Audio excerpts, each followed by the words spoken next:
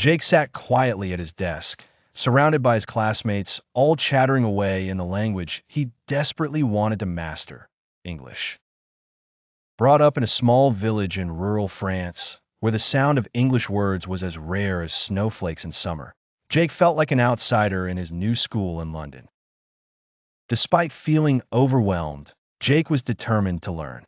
His first task was to harness his affinity for listening as a powerful tool. He began to tune into English conversations, not just in school, but on the bus, in the park, and anywhere people gathered. Jake's ears became his strongest allies. However, listening wasn't enough. Jake needed to speak the language. Recalling his older brother's advice, speak as if no one's listening, Jake found a corner of his room where he could practice without feeling embarrassed. He mimicked the dialogues from English TV shows and repeated sentences he heard at school. But speaking alone left him without feedback, which was crucial for improvement. His teacher encouraged him to participate in class debates and discussions, despite his initial hesitation. Over time, Jake learned to embrace mistakes as stepping stones rather than barriers.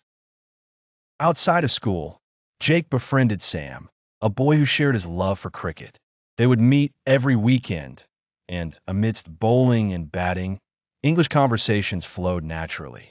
Sam corrected Jake subtly, allowing him to understand colloquial expressions and idioms.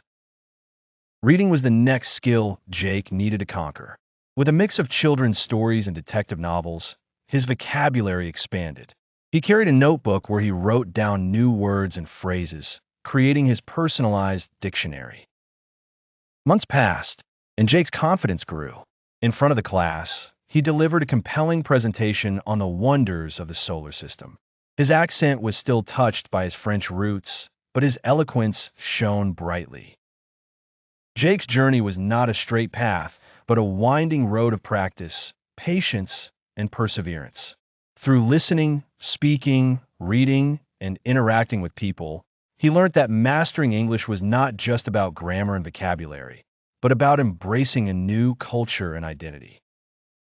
As Jake stood in the playground, chatting effortlessly with his friends, he realized that his dream was not about speaking perfect English, but about communicating ideas and emotions, about connecting with others in a language that was once foreign to him. In the end, Jake didn't just learn English, he owned it.